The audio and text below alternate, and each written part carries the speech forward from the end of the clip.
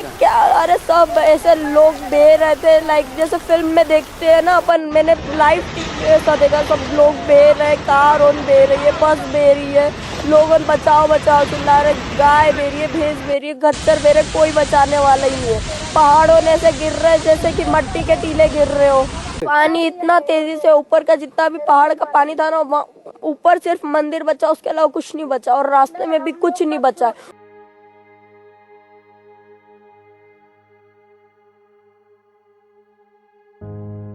क्या हुआ था, कैसे आपका दिमाग में आया कि हम उनको ढूंढने जाते हैं? बात हुई थी, रास्ते में बात हुई, मैं उनसे बैठ के बातें हुई मेरी, तो मैंने उनको बोला था कि भाई अब क्या हिसाब है, कैसा है। फिर हम मेरे साथ में नहीं पाया यार। केदारनाथ आपदा में जो हमने मुसीबतें झेली थी, बाकी अब मंदिर की बात करते हैं। मंदिर बचा कैसे हुआ?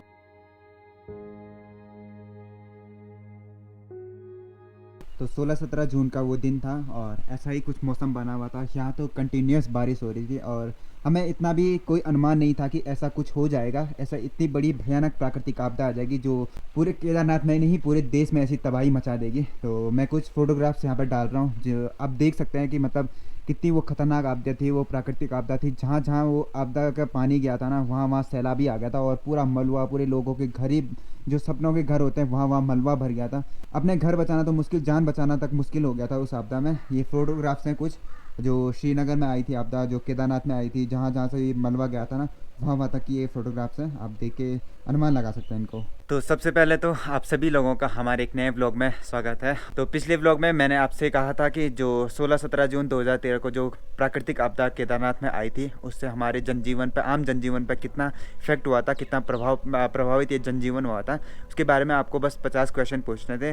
वो तो आपने पूछे नहीं। इससे थोड़ा सा पता चलता है कि आप लोग कितना हमारी वीडियोज़ को देखते हो, कितना उसमें मतलब, क्योंकि वो लास्ट मोमेंट पे वो क्वेश्चन वो डाला था मैंने, तो शायद आपने देखा नहीं होगा। खैर एक दो लोगों ने ही क्वेश्चन किए थे उसमें। खैर छोड़िए, इससे मतलब ऐसा हो जाएगा ना कि अब हम जिन क्वेश्चन को आप लोगों के मन में होंगे वो नहीं पूछ पाएंगे। और आज पापा को हमने स्पेशली घर पे रखा है कि क्योंकि तब मैं बहुत छोटा था और पापा मतलब पापा ने ये आपदा कितने अंदर से झेली है उनको ही पता था। और तो केदारनाथ में हमने ही नहीं, पूरे क्षेत्र ने, पूरे देश ने, पूरे दुनिया में जहाँ जहाँ से लोग आए हुए थे, उन सबके जो फैमिली वाले थे सब परेशान थे। और उन सब के माध्यम से ना, उन सब के लिए एक मैं पापा से ही बात कर पाऊँगा, क्योंकि क्षेत्र में बहुत लोग थे जिन्होंने अपने फैमिली को खोया था, जिनकी बस जिन आस थी कि हम अपने लोगों से मिल पाएंगे, नहीं मिल पाएंगे, वो जिंदा भी हैं या घर वापस आ सकते हैं, नहीं आ सकते, बस एक आस ही थी। तो मैं आज पापा से वो क्वेश्चन करूँगा कि कैसा था वो टाइम और कैसा उन्होंने इसको झेला था। बहुत मुश्किल होता है कि जब कोई आपदा आती है और वहाँ पे ऐसा भी पता न चले कि मेरा आदमी जो हमारे फैमिली से गए हुए हैं वो बचे भी हैं या नहीं बचे हुए हैं, हम उनको मिल भी पाएंगे। वो बहुत एक मतलब इमोशनल हो कर देने वाला मोमेंट होता है। तो आज उसी विषय पर चर्चा करते हैं पापा से। सबसे पहले केदारनाथ आपदा की 10वीं वर्षी पर मृत आत्माओं को श्रद्धांजलि। भगवान हरि विष्णु उन सभी मृत आत्माओं को अपने श्री चरणों में स्थान दे और मृत आत्माओं को स्वर्ग में शांति मिले।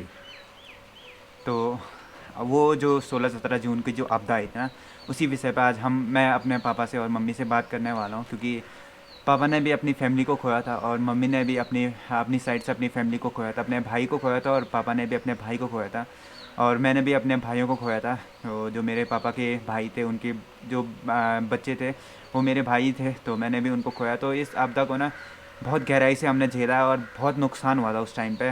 तो पापा, जो 16-17 जून की जो आपदा आई थी उस टाइम पे, पहले मतलब कोई अनुमान था क्या ऐसा होगा? नहीं बेटा, ऐसा नहीं था। लोग कभी पुराने ज़माने में लोग बोलते थे, हम केदारनाथ में हम पहले भी जाते थे, हमने केदारनाथ में काफ़ी बिजनेस किया, हमारे भी घोड़े खचर दुकानें थी, पिताजी के टाइम से हम वहीं रहते थे। तो लोग बोलते थे कि कभी अगर कोई ऐसी स्थितियाँ अगर क्षेत्र में आती हैं तो बचने के लिए सिर्फ केदारनाथ ही एक ऐसा माध्यम है कि जहाँ पर लोग बच सकते हैं। सिर्फ केदारनाथ वाला एरिया बचने के लिए सेफ था। लेकिन दुर्भाग्य ऐसा रहा कि जिस स्थान को हमारे बुजुर्गों ने सेफ माना था, वही स्थान जो है, वहीं से ये लोगों की हताहत, वहीं से लोग जो है मर गए थे।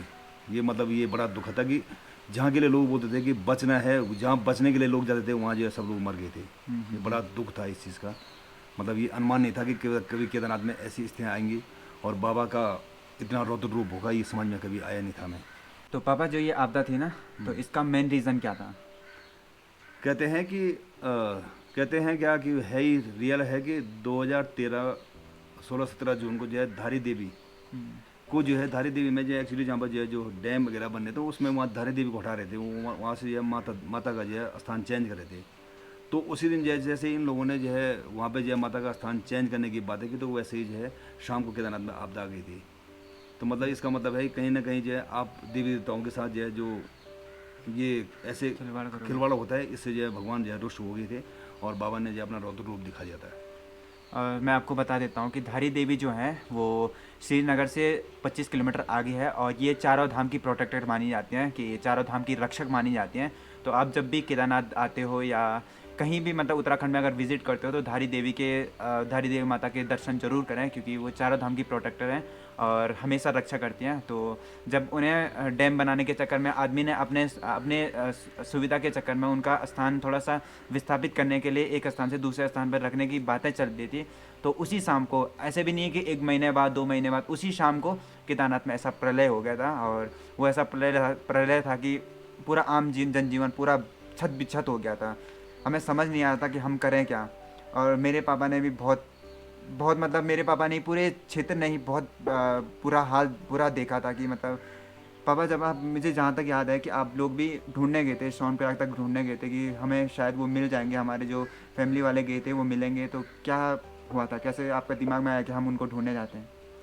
नहीं, वैसे जो है मैं भी समथिंग मुझे लगता है कि 8-9 तारीख को मैं भी केदारनाथ में था। 8-9 तारीख को मैं भी केदारनाथ में था। अच्छा, 8-9 जून हाँ, 8-9 जून को मैं भी केदारनाथ में था। तो मैं 9 या 10 जून को जो है केदारनाथ से वापस आ गया था। मैं भी 3 दिन के लिए केदारनाथ धाम पे गया था। मैं थोड़ा वैसे काम से गया था, तो मेरे को जो है वहाँ पे जो है मतलब 10 तारीख को वापस आना था। मैं वापस आ गया था और मैंने अपने बड़े भाई, जो मेरे भाई स्वर्गीय हुए हैं, तो उनसे मेरी बात हुई थी, रास्ते में बात हुई, मैं उनसे बैठ के रहा, बातें हुई मेरी। तो मैंने उनको बोला था कि भाई अब क्या हिसाब है, कैसा है, घर कब वापस आओगे, क्या है, मतलब कब तक आने का विचार है। तो भाई जी ने बोला यार देखो, मैं हो सके 16, 17, 18 के समथिंग में, क्योंकि सीजन अच्छा चल रहा था, पीक सीजन चल रहा था, उनका अपना काम था, तो वो जो है बोला कि थोड़ा 5-7 दिन के बाद मैं वापस आ जाऊँगा। और वहाँ पर जो है उनके बच्चे गिरे हुए थे, तो सबसे मेरी मुलाकात हुई थी, तो बोला कि हम वापस आ जाएंगे 18-19 तारीख को हम वापस आएंगे। लेकिन ये पता हमें भी नहीं था कि ऐसी स्थितियाँ आएंगे कि 16-17 जून को इतना प्रलय होगा कि शायद ये लोग फिर हमें दोबारा मिलें या ना मिलें, या कभी हमने सोचा भी नहीं था, कभी सोचा ही नहीं था ऐसे। अब जो ये आपदा आई थी ना, अब ये ऐसे टाइम पे आई थी जब इस सीज़न का पीक सीज़न होता है, जब लोगों के पास थोड़ा सा कमाई धमाई का थोड़ा चांसेस होते हैं।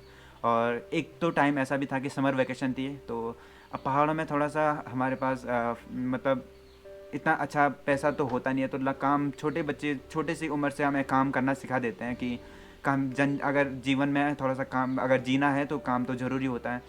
तो इसी चक्कर में मेरे भाई जो अभी वो 6 क्लास में था, 6 या 7 क्लास में था ना, हाँ, एक 6 में था, और एक 10th में था। वैसे उसको मेरे ताऊ जी ने मना कर दिया था कि तुम मत जाओ, लेकिन वो ज़बरदस्ती कि नहीं, मेरे को पापा की हेल्प करनी है। और ये हमारे दिल में पहले से याद आता है। अभी मैं बहुत इमोशनल हो रहा हूँ बोलते टाइम, क्योंकि मेरे को उनके साथ में याद आ रही है। और मैं वो गया था वहाँ पे, और फिर हम मेरे साथ में नहीं पाया यार। और मेरी मम्मी ने भी मामा को खोया था और पापा ने भी भाई को खोया था। बहुत दुखा था यार। तो पापा, और क्या क्या हुआ था मेरे को बताओ, कि मतलब भी तो और क्या। नहीं, अब इसके बारे में ज़्यादा चर्चा करके जो है दिल को बहुत ज़्यादा याद आती है, तो फिर काफ़ी हमेशा ये चीज़ डर सताता है कि क्या ये स्थिति कैसा रहा। हम लोग बिल्कुल बर्बाद हो चुके थे, बिल्कुल बर्बाद किया कि बिल्कुल हम ख़त्म हो चुके थे। मतलब ज़िंदा रहते हुए बिल्कुल एक मृत समान थे कि ये लगा यार अब हम कैसे करके उठेंगे, कैसे हमारा परिवार चलेगा। क्योंकि मैंने तो रियली अपना भाई भी खोया, अपने से आगे वाला भाई खोया, उसका बालक भी खोया, और अपने बड़े वाले भाई का बालक भी खोया, अपना साला भी खोया, अपना दूसरा साला भी खोया। तो मतलब काफ़ी लोगों को खोते हुए, और फिर परिवार के काफ़ी लोगों को खोते हुए समझ में नहीं आ रहा था कि अब कभी हम लोग फिर दुनिया में, मतलब दुनिया में फिर जिंदा रह पाएंगे, या मीन्स कि हम लोग फिर खड़े हो पाएंगे। ये चीज़ें बहुत। और वो टाइम ऐसा टाइम था ना कि मतलब हम जब बारिश कंटिन्यूस हो रही है, जब लोग घर आ रहे थे ना, ऊपर से घर आ रहे थे, तो मम्मी की, मेरे ताई की, मतलब जो भी तक परिवार वाले हैं, सब ऐसे आस में बैठे हुए हैं कि हाँ मेरा अभी वापस आएगा। और शायद हमसे वो बात करेगा कि हाँ हम भी वापस आ गए मम्मी ताई, लेकिन वो आस ना आस ही में रह गई। और महीने गुजरते गए, साल गुजरते गए, उनकी मतलब हमें बॉडी तक नसीब नहीं हुई देखने के लिए। तो हाँ ये चीज़ें थी। बहुत दुखद था, बहुत दुखद। गया काफ़ी राउंड मारे मैंने ऊपर नीचे, सोनप्रयाग लगातार जाते रह गए, अभी वापस आएंगे तभी वापस आएंगे, कंटिन्यूस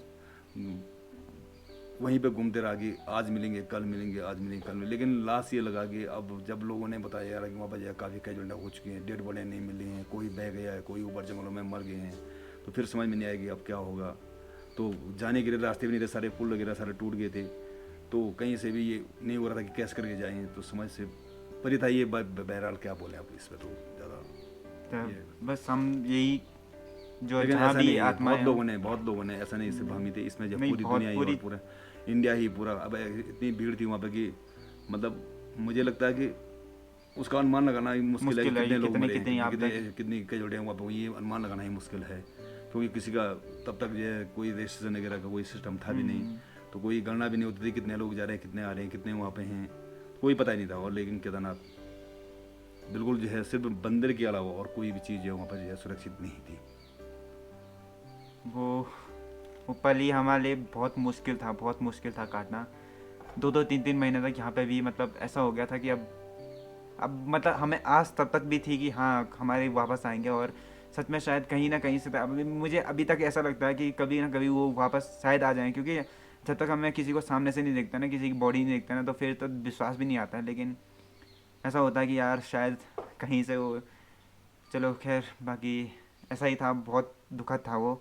और पापा से एक क्वेश्चन पूछना चाहूँगा कि वो लाइट मतलब यहाँ पे फिर कब से वो आम जनजीवन फिर से नॉर्मल होने लगा, कितना नहीं, टाइम लगा? मैं काफ़ी मतलब ये लगाओ, मुझे लगता है कि अपनी वाली बात अगर मैं बताऊँ तो कम से कम 6 महीना तो मुझे अपने को सेटल करने में 6 महीना लगे थे, कम से कम 6 महीना, क्योंकि एक्चुअली पहले तो कंटिन्यूस ये पता हो रहा था कि 1 महीने 2 महीने में कहीं ना कहीं से वापस आएंगे, फिर लास्ट मोमेंट जब नहीं हुआ तो उसके बाद फिर हमें उठना या परिवार को संभालना, पूरी जिम्मेदारी मेरे ऊपर थी कि पर कैसे करके परिवार को उठाऊँ, क्योंकि सबकी अब हम 3 भाई हैं, तो 3 भाई में बड़े भाई का भी बालक हो गया था, 20 वाला तो खुद खो गया था, उसका बालक भी खो गया था, तो फिर मैं ही था कि जो कुछ कर सकता था, लेकिन मुझे भी समझ में नहीं आ रहा था कि मैं क्या करूं।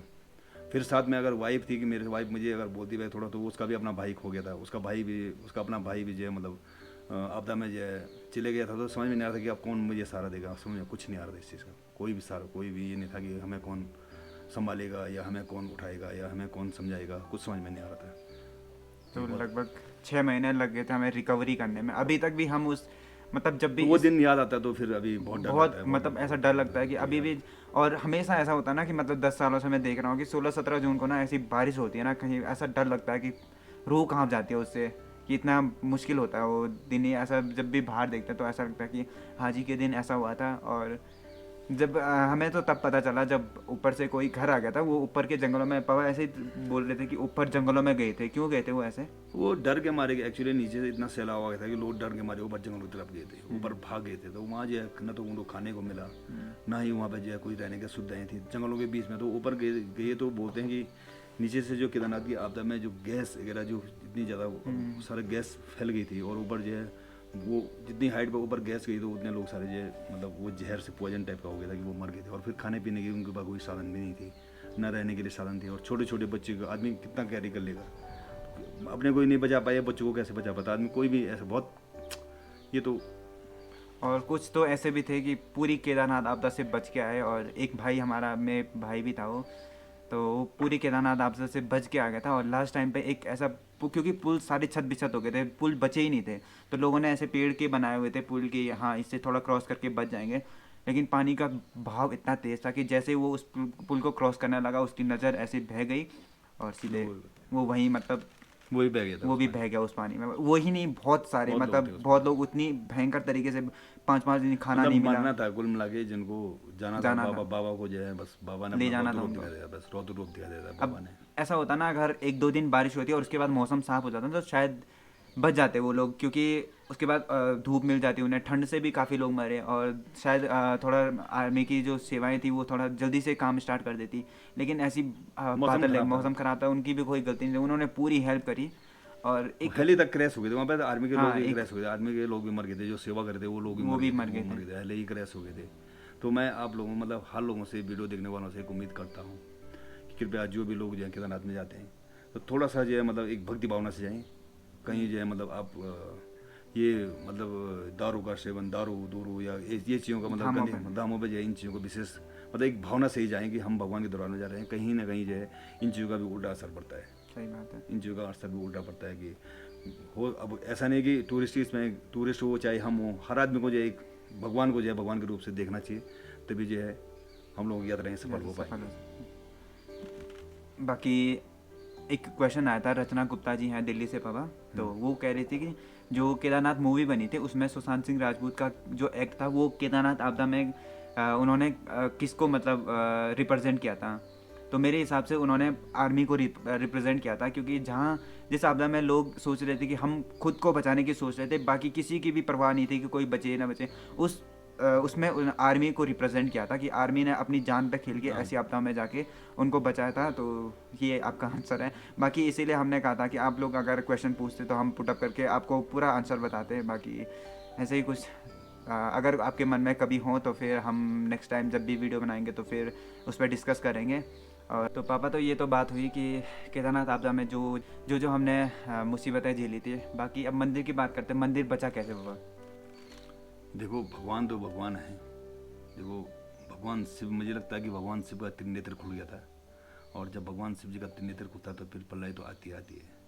ठीक, और भगवान तो भगवान है, तो उन्होंने तो अपने को खुद बचाना था। उसको बचाने के लिए अब देखो एक बोलते हैं क्या है, वो हकीकत है कि पीछे से एक भीमशिला आई है, एक बड़ा पत्थर आया था जिसने जो पानी को डाइवर्ट कर लिया था। लेकिन वो पत्थर भी तो भगवान ही लाए ना, वो तो ऐसा सिर्फ एक वो है, वो तो बाबा की माया है, वो माया ही है। तो उसने जो माया रची है, तो उसमें जो है वो पत्थर जो आया, लोग बोलते हैं कि पत्थर से भगवान बच गया। पत्थर से भगवान क्या बचना है, भगवान खुद उसको लेके आया कि वहाँ पे आगे जो पानी को डाइवर्ट कर ले। क्योंकि जहाँ तक मैंने भी देखा था उतनी फ्लो से अगर वो ऊपर से ऐसे रोल करके आता तो वो पूरे मंदिर को तहस नहस हाँ, कर जो देता। बहुत दूर लेकिन से आ वो रहा ऐसी पॉइंट पर रुका हुआ है जहाँ से मंदिर भी बच जाए और पानी भी डाइवर्ट हो जाए। तो इससे सच में आस्थाएं जुड़ती हैं। और यही जीवित मतलब आस्थाएं हैं कि आप अभी भी संभलो, बाबा तो बाबा है, बाबा हैं। और भगवान आज भी हैं। ऐसा नहीं कि भगवान नहीं है, भगवान है। सिर्फ एक मतलब सोच होनी चाहिए, आदमी की सोच क्या, आदमी क्या सोचता है, वही बस वही होना चाहिए। वही होना चाहिए, वही समझना चाहिए कि अब हम लोग कोई सोचता ही नहीं है, सिर्फ धामों में जा रहे हैं, सिर्फ एक टूरिस्ट मतलब ऐसा नहीं है। उसको जब जाते हो तो ये समझो कि हमें बाबा के दर्शन होने चाहिए, और होते हैं। मैंने कई लोगों को पूछे, हमारे पास लोग आते हैं तो वो बोलते हैं कि बाबा के दर्शन हमें दूर से ही बाबा के दर्शन जो है उन बादलों के बीच में दिखते हैं और बर्फ़ के बीच में दिखते हैं। तो ये सत्य है, सत्य भी है, ये सही बात है भी है। आप जिस टाइप से लेते हो, अगर आस्था के तरीके से जाते हो तो होता है, आस्था के तरीके से आपको दर्शन भी हो जाएंगे। बाकी अगर आप बस ऐसी मौज मस्ती ट्रिप के लिए जाते हो तो शायद ये नहीं, मौज मस्ती के लिए केदारनाथ वाला धाम नहीं है। धाम नहीं है। कोई भी आदमी मौज मस्ती के लिए जाए उस धाम पर न जाए।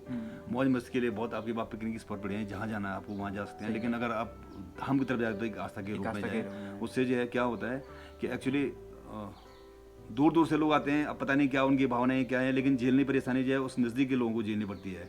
उसका रीज़न क्या होता है, वो प्रॉब्लम जो है सबसे पहले नज़दीकी आदमी को और आती है। फिर उसमें अच्छे लोग मरे जाते हैं फिर। और ऐसा नहीं है, देखो बुरी के साथ अच्छा का, गेहूँ के साथ गुण का भी बोलते हैं, गेहूँ के साथ गुण पिस जाते हैं। तो ये चीज़ें अलग हैं।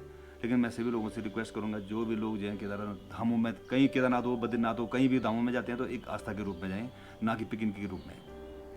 तो पापा, मैं आपसे ना एक और लास्ट क्वेश्चन पूछना चाहूँगा कि बहुत सारे लोग जो आते हैं यहाँ पे, तो उनका कहना रहता है कि हमें धाम पे लूटा जा रहा है, हमें मतलब इतना पैसा लिया जा रहा है, पानी की बोतल 100 रुपये की जा रही है, खाना इतना महंगा है, रूम इतने महंगे हैं। तो पापा आप बताओ कि इसके बारे में क्या बता सकते हो कि क्या महंगाई है या लोगों का बस?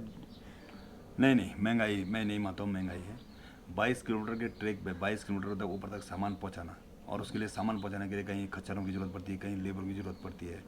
तो एक खच्चर वाला, अगर आप बोतल की बात बताएंगे, 20 की बोतल 60-70 रुपये में मिलती है। तो मुझे लगता है कि ऊपर केदारनाथ में जाते जाते वो बोतल जो 58 से 60 रुपये की वहाँ पर उनको पड़ती है। तो 10-15 रुपये जो वो बेचारा नहीं कमाएगा तो फिर उस ठंड में रह के क्या करेगा। लूट नहीं है, वो लूट नहीं है। देखो वो बोलना, आदमी कुछ बोल दे, जिसको करना पड़ता है उसको पता होता है कि लूट है या नहीं है। लूट नहीं है, लेकिन मैं ये बोलता हूँ कि आप लोग जो भी लोग जा रहे हैं एक श्रद्धा से जाइए, सरदा से जाइए, हिमालयी क्षेत्र में आप आ रहे हो, एक सरदा से जाइए और वहाँ पे जो है जो चीज़ आपको मिल रही है उसको जो है एक्सेप्ट कीजिएगा कि वास्तव में ये चीज़ अवेलेबल है। वो परमानेंट घर नहीं वहाँ पे बेटा, वहाँ पे परमानेंट नहीं है वो, ये वहाँ पे जो है लोग जैसे भी रोजगार के लिए जाते हैं। तो हमें पता है कि वहाँ पे महंगाई नहीं है। लोग अब हम तो दिल्ली का रेट या मार्केट का रेट अगर जो है उस धाम में 22 किलोमीटर ट्रैक पर लगाएंगे तो नहीं हो पाएगा, वो चीज़ें नहीं हो पाती हैं। लूट नहीं है वो, लूट जो लोग माइंड में लेके चलते हैं कि वहाँ पर लूट है, वो लूट नहीं है। हाँ, मंदिर के अंदर क्या है क्या नहीं है, कौन कैसी पूजा करा रहा है, वो मैं नहीं जानता उस बारे में। लेकिन जो जहाँ तक सामान्य आदमी वाली बात है, जो बिजनेस करते हैं वो लोग लूट, घोड़े खच्चर या वगैरह वगैरह में लूट कतई भी नहीं है। और शहरों में देखो ना, आप बड़े बड़े रेस्टोरेंट में जाते हो, वहाँ तो आप 100 रुपये पानी की बोतल देते हो, उसको आप स्टैंडर्ड बताते हो कि हाँ हम एक स्टैंडर्ड लेवल पे जी रहे हैं।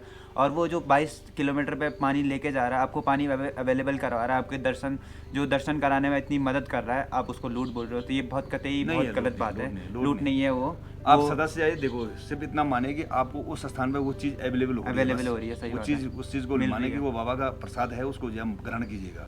और वो जो लोग हैं वो कंटिन्यूस वहाँ तो नहीं रहते, वो अपने रोजगार के लिए जाते हैं और 6 महीने ही वहाँ पे रहते हैं। अब 6 महीने भी नहीं रहते हैं पापा, 2 महीने में बरसात आ जाती है, उसके बाद बरसात आ जाती है, सीजन का ऑफ सीजन हो जाता है, नहीं होता है, सिर्फ 2 महीने का काम होता है। अब उन्होंने कमाना भी, उसमें कमाना भी, आपके लिए सामान अवेलेबल भी कराना है, अपने लिए पैसे भी जुटाना है। और पहाड़ों में आपको पता ही है कि उतने रोजगार के ऑप्शन नहीं होते हैं, तो थोड़ा सा जो ऑप्शन होते हैं तो आप वहाँ पे कमाएगा नहीं तो फिर करेगा क्या?